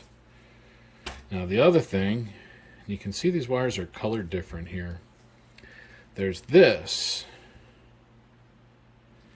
3-053 70.5. I thought maybe that was 1970, and maybe it was. But it feels solid. Yeah. It feels very solid. I'm not really sure what it is. Might just be a weight. Maybe it's a sensor, maybe it's a coil. And it just sits in there. You know, it was just down in there. So maybe that comes out and I don't know. So the electronics, I guess this is the electronics. Yeah, I don't know. I really don't know what this is. Down here, I think our next best bet is to start checking things with the meter so we can start to figure out what all these pieces are now that we've gone down to the bottom. Actually, first thing, I was curious about this since I first saw it. Let's see what's in this little bag. Let's see what's let's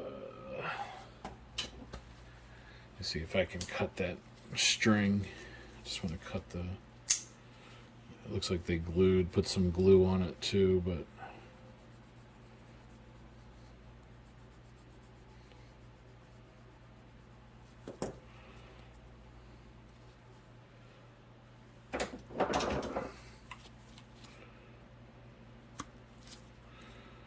come on, a little more.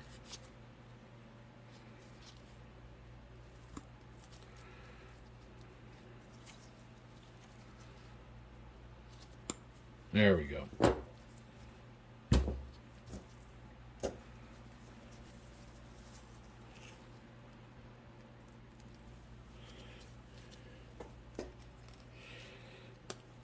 Oh, I thought it would unspool now. I guess not. It's all right.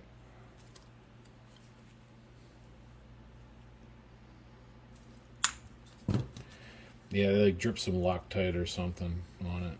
There we go. And that looks like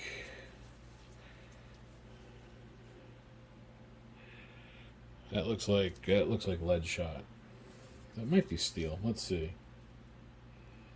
I think that might be lead. Let's see if it crushes. Yep. There you go. So it's a bag full of lead shot. So there we are. Nice and flat. Well, that's cool. So if I need to refill any birdshot, I have a bunch of birdshot. I'll close it. I don't want to spill that. Let's take the tape that I had wrapped around the fins, and we'll use that here. There we go. And now if I want to make a beanbag shotgun round, I can do that. Now, let's look at this thing. The wire does end up here. It does look like a ceramic. Looks like there was something on there and it broke. I just don't see what it could have been. I don't see anything. You know, we didn't have anything break loose. Didn't end up with anything in there. Wasn't connected on here. Like, this was all I remember seeing. Well, let's go to the wire right here. And then the connector, the pins we want to use are the two that are closer together.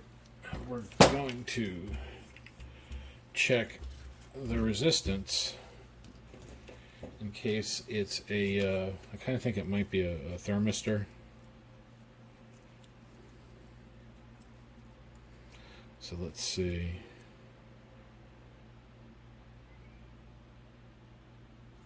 Huh. Really high resistance.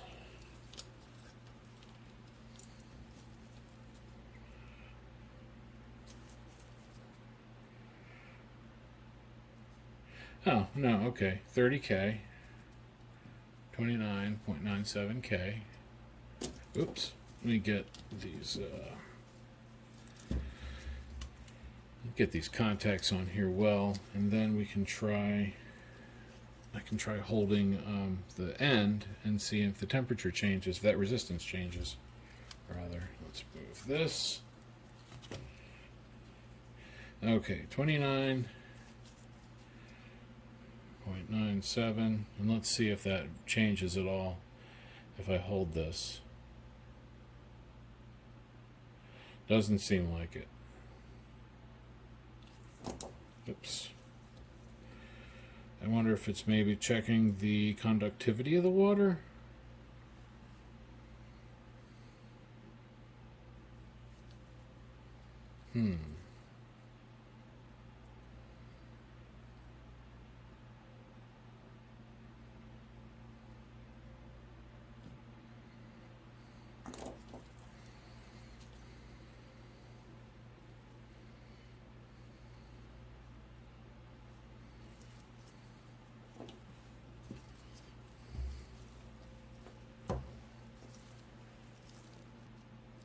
Okay, I think I figured it out. I think it is a hydrophone. I think that's the actual hydrophone, and the rest of this stuff is just to keep the hydrophone at the right depth. Because watch the resistance when I tap it.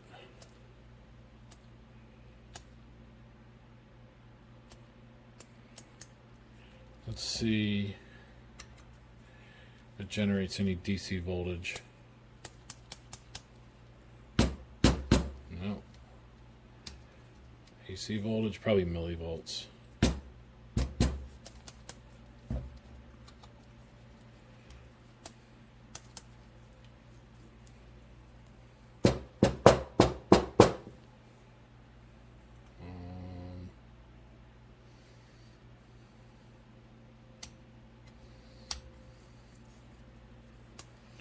But it's definitely doing something there.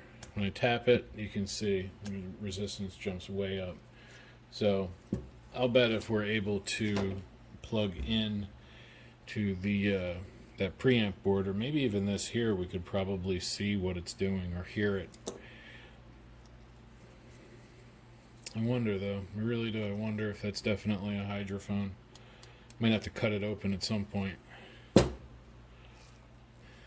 Okay, now let's see if we can figure out about how much wire there is, or at least get an idea. So I stripped back the green long conductor that goes down through the spool and then through all the rubber, you know, twisted stuff, and then finally ends up at this connector. So I don't know the gauge of this, maybe we'll measure it, but I think this will give us a general idea. So make sure I have a good contact there on the one. And let's start poking pins. Let's see that one. No. Oh, that one. Nope. That one. Nope. So it must be this one. Yep. 189 ohms. So, oh, that's a lot of glare. There we go. Let's see, 189 ohms on that wire. So 189 So that could be quite a bit of wire. Let's see, and then it's the same start, same point. That one. Oh. And then 127.8, say 128 ohms. So we have 128 ohms, and then, what was it, 188 ohms? And the two wires are diagonal from each other.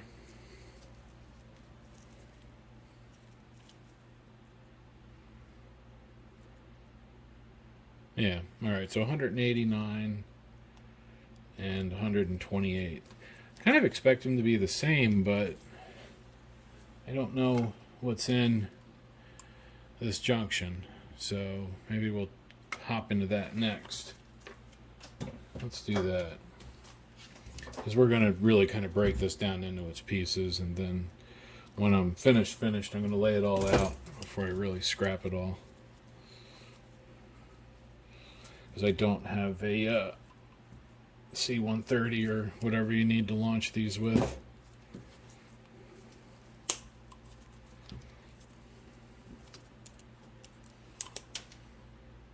Ah, crud. I was hoping to not do that.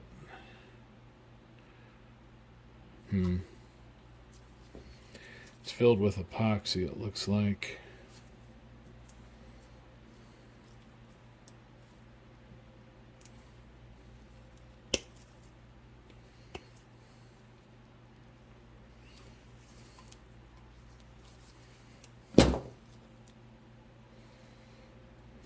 So the wire's twisted there. Oh. So we have a twist splice. So these are probably just twisted and then epoxied. Really epoxied. Jeez.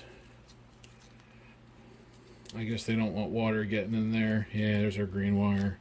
So alright, let's just... So that's what they're doing. It's a twin lead. See if I can do this. It's got a weird, very, water resistant set of insulation. There we go. So there's the twin lead. We'll measure this resistance next so we can kind of see if that's what we got going on here. And then you can see where they have the Loctite around the loop. Let's pop that spring out. You don't need to cut it.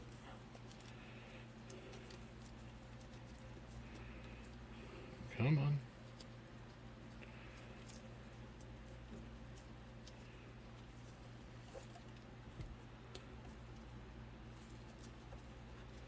There we go. All right, they're separated. That's a big old spool of wire. I'm trying to think of something fun to do with it. Like, I don't know, something fun.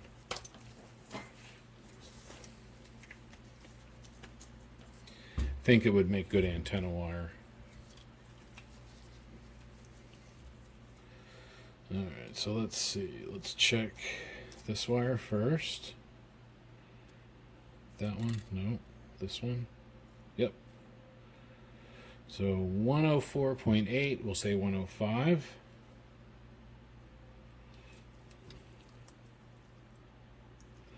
We should have the same here.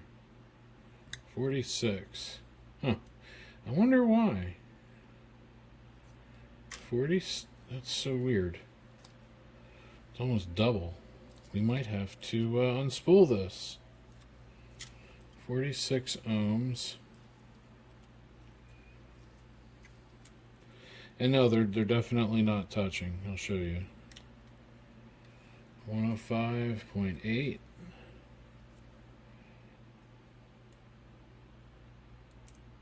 So you got nothing on the other one. So,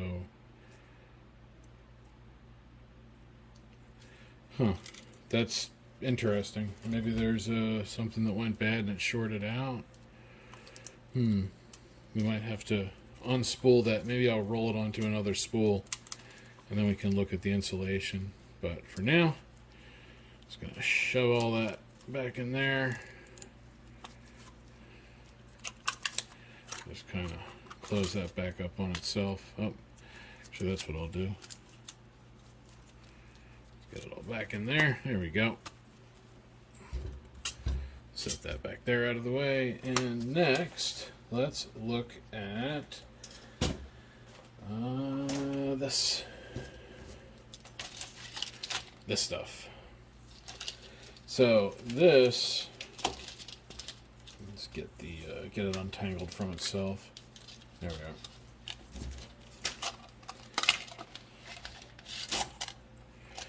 So that's what's inside this cup. See if I can, yeah. And we'll get that cup out of the way. L and R. Now inside of this is this cool rubber stuff. You can see it's glued and wrapped around there. Yeah. Let's just do it the easy way. We'll snip it. Now this is all wire. That's not just springy material. That's actually a piece of wire. And I believe it's also, you can get it to focus on it, it's going to be tough. Piece of twin lead, like the green. The Sonobuoy electrically uses the water for its ground. It's in salt water, so it's I guess slightly more conductive. You can see there's the two wires. But anyway, I wanted to get the rubber out, because the rubber's actually, this stuff's pretty cool. I'm kind of curious how much is in here.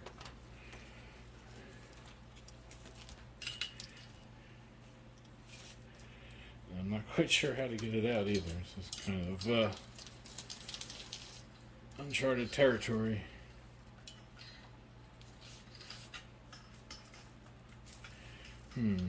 Let's see.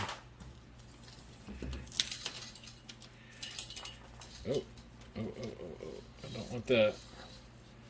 It's twisting up on itself. Let's get it untwisted. Alright.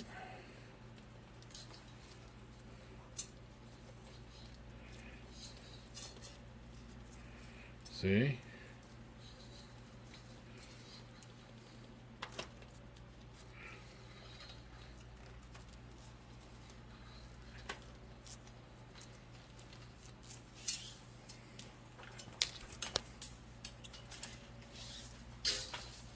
Alright, let me reset this shot up. So here's all of the rubber tubing.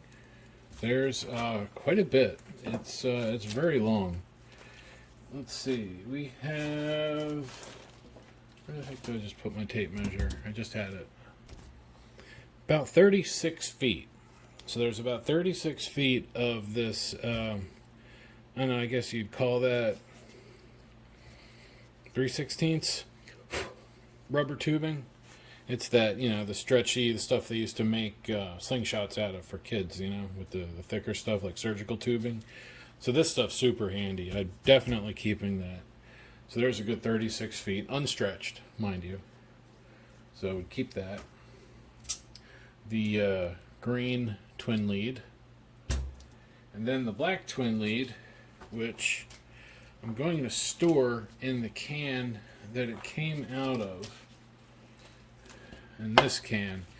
And now it's just all twisted up, you know, from the from being wrapped around that tubing. So I'm going to actually cut this though at one point, because the coils get kind of goofy. So to prevent it from getting too tangled up on itself, I'm just going to snip it there, and then the rest of it can go happily in here. Now this stuff, you could probably again use it for an antenna. The twistiness of it could be useful. It also could be a pain. It does kind of want to go its own direction, and if the coils get pulled, they're not so easy to put back together. But, you know, it's still decent wire. It's got a nice, sturdy, you know, insulation. It probably would be really difficult to get it caught because it's very smooth. I would be willing to guess there's at least 100 feet. At least. Probably more. I'm not quite sure with the twisting going around how much longer it really is. But you figure that's 36 feet. So, you know, that's about the coil diameter. So go figure, maybe there's 300 feet. I know, I figure this has got to stretch at least 3 times, if not 5 times its length. So there's, I'm still, you can see I'm still packing it in. So there's still quite a bit of wire. So again, this would come out of the, I guess we'll call it the wire pack out of this thing. That holds the wire spools. I still don't see a way for it to limit its drop. So it must just drop out the whole thing. Alright, we're getting back up to the front, and the wire is getting a little wonky here too, so please don't cringe. But this is the best way to handle it for the condition that it's in. The rest of it's very spaghetti, you know, kind of twisted up on itself. See? So, I'm not going to worry about that. And then we have the sail, I guess I'm going to call it, the underwater sail, right here.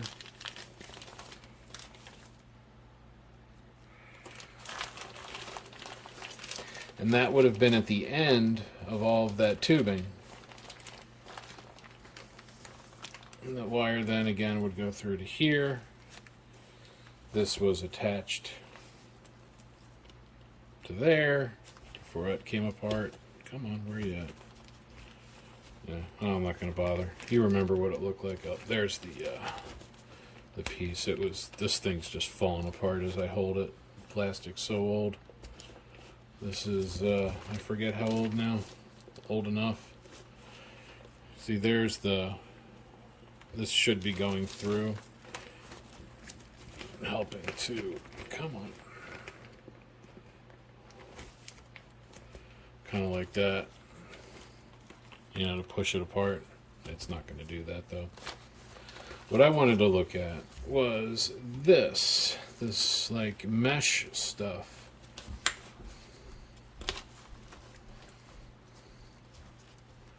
It's like, there we go. Put that out of the way.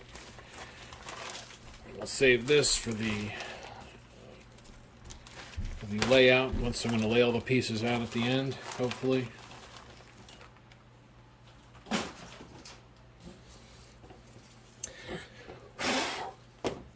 Alright, let's look at this stuff. This is fascinating.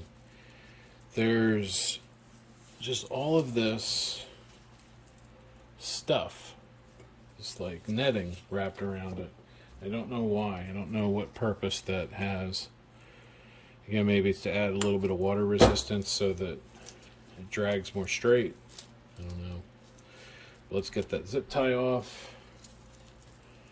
And let's see if we can see really what's going on here.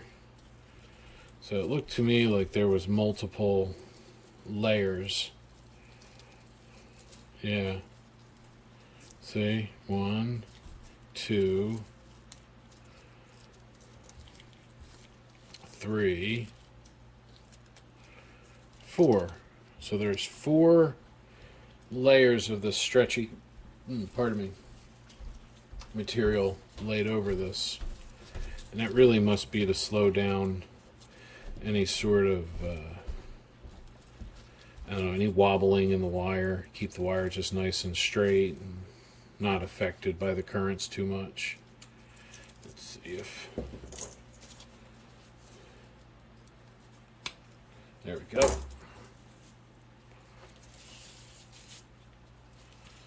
And let's get this end. One way I like to remove zip ties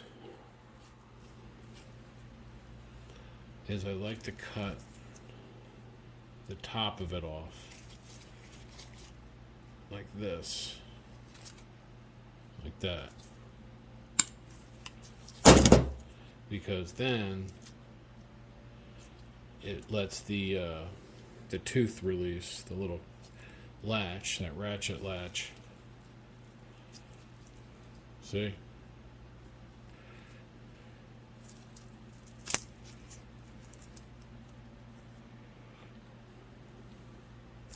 And then you stand a better chance of not nipping the wires or something you don't want to do. There you go. You can see a little better there. Now I can cut the string. So I just want to slide this stuff off. There we go. There we are. So now I have 4 pieces of braiding, or of netting to put over some wires to, or maybe just use the same 4. But either way, now I have this by itself. There we are. So we'll put that with the tubing. And then this is, it's nice string, but there's really not much of it. We'll save it for display, but don't really need it for anything else. The connector, I still want to see if we can get the connector open. Let me see if I can get that metal out of the back.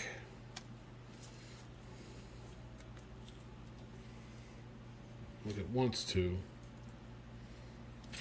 There we go. So that was just stabbed down in there. So it looks like they potted this.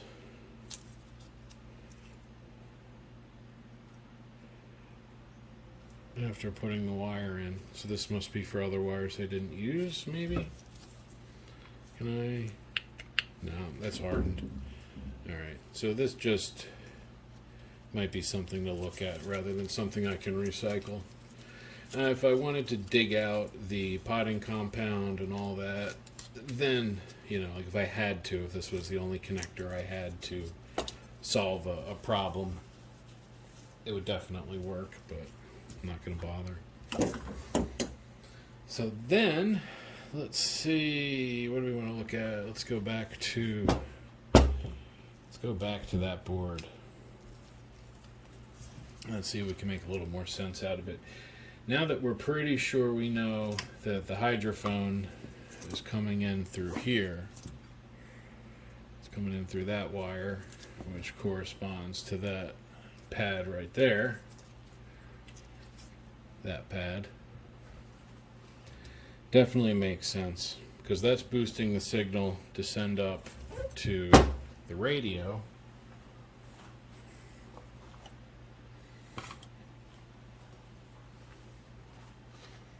So that's bringing our signal.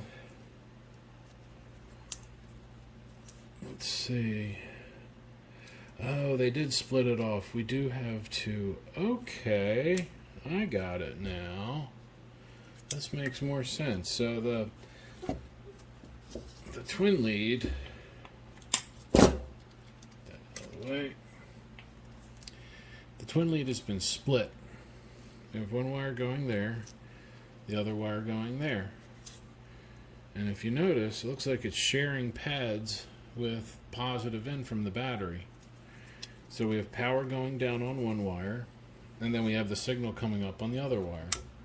And then ground, again, is just the salt water around the outside. so let's verify that the power and that green wire are connected on the board together. I got my leads all twisted up. There we go.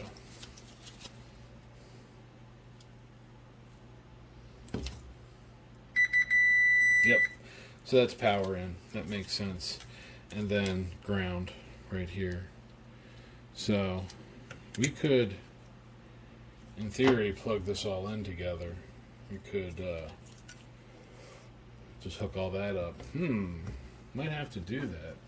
You know what? Let's let me put a few of these things back together so that we can work with them. So I'm going to wire this up to the radio, but I'm going to just let you guys know now I'm going to swap these two wires. I want red to go to the power and green to be the signal, just for my own sanity while I'm showing everybody everything. And we're going to connect it up to here. So the red wire is going to go here after I move it to there. The green wire is going to go here after I move it to there. Black wire is going to go to here. I'm going to add another black wire and get this ready to be connected to a power supply. And I'll be back shortly. Stay tuned for the next part when we actually get to see the electronics work. I decided to desolder the long wires and take apart the suspension wires between those two boards and then just hardwire it so that I can lay everything out. And I also changed the color on this board so that red's now bringing power and green's now bringing signal. Then I shortened the hydrophone wire extensively. Those connections are not touching. And I did a few preliminary tests with this little oscilloscope kit that I have around that I decided would be fun to use. So stay tuned for part 2 when we actually get into running this. I found out it will run pretty well on about 20 volts. I still don't know what the actual battery is. We'll find that out at some point, but my preliminary testing shows that we can actually hear when this hydrophone's picking something up.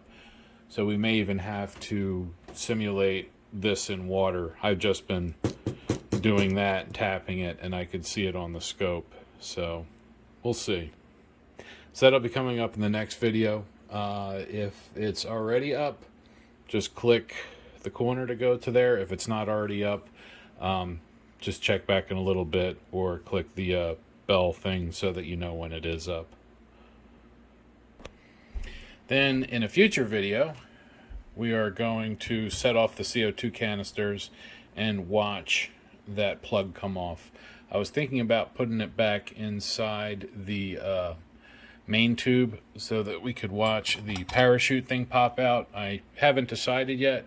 In fact, maybe you guys could weigh in. Do you want to see the parachute mechanism come out of the end when the float bag goes off, or do you just want to see the float bag go off? Let me know down in the comments. Otherwise, the only other video we're going to do is seeing what kind of capacity this battery has. We'll mix up our own version of salt water of the ocean, mix up some salt water, and then we'll drop this in and take some voltage measurements on it. And aside from that, that's all we have on the Sonobuoy for this video. So as always, thank you for watching.